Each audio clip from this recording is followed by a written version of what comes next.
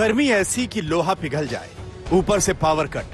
देश के 15-16 राज्यों में बिजली की हालत ऐसी है कि त्राहिमाम मचा हुआ है। औसतन 7-8 घंटे तक बिजली कटौती मामूली बात हो चुकी है। आम लोग परेशान हैं, कामकाज पर असर पड़ा है, उद्योग धंधों को मुश्किल हो रही है। और जब बिजली की किल्लत के कारणों की पड़ताल की गई तो पता चला कि देश में बिजली की डिमांड अचानक से बढ़ी है। मिसाल के तौर पर देश में पिछले हफ्ते मंगलवार को 201.65 गीगावाट बिजली की मांग थी, जो गुरुवार को 204.65 गीगावाट और शुक्रवार को 207.11 गीगावाट तक पहुंच गई। बिजली की बढ़ती मांग का दबाव बिजली उत्पादन करने वाले प्लांट्स पर पड़ रहा है और प्लांट्स का दबाव कोयला उत्पादन कंपनी पर।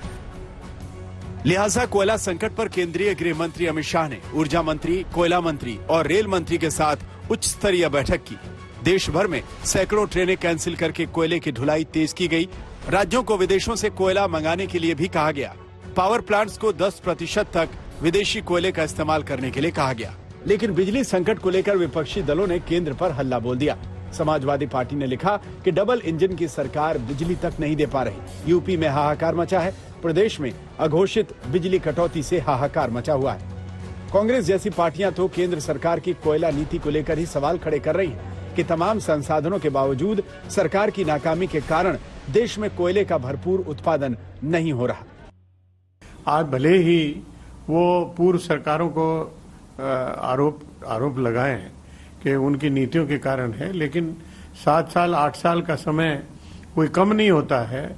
और इस बीच में उनकी नीतियों के कारण, उनके कार्यशैली के कारण जो पावर की अवेलेबिलिटी, जो बिजली की उपलब्धता की हालत है, वो चिंताजनक है। देश में 16 राज्यों में कोयले की कमी के चलते बिजली के बड़े बड़े कट लग रहे हैं। कई घंटों के कट लग रहे हैं। कई जगह तो 20-20, 22-22 घंटे बिजली नहीं आ रही है। ये कोई आम आदमी पार्टी शासित पंजाब या आम आदमी पार्टी शासित दिल्ली की बात नहीं है, देश की बात है। कोयले की कमी नहीं है, आज भी कोयले के वहां पर स्टॉक है, हर जगह स्टॉक है। और डेली जितना जिस प्लांट को चाहिए वो डेली आपूर्ति हो भी रही है। लेकिन ये भ्रम फैला रहे हैं, इस तरह की बात नहीं है।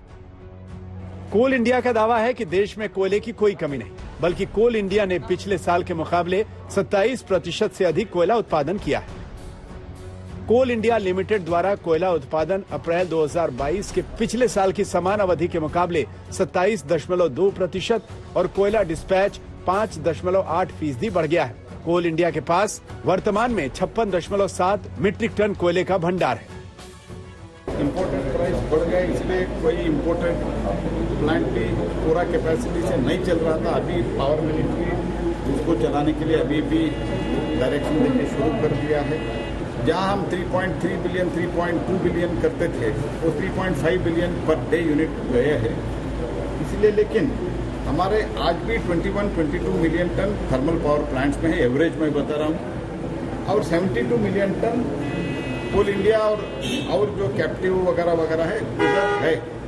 वो 10 दिन का है, इसीलिए थोड़ा कुछ लोग बहुत शॉर्ट है बोलते हैं, शॉर्टेज है ऐसे बोलते हैं, लेकिन रिप्लेनिशमेंट कंटिन्यूअसली होता रहेगा।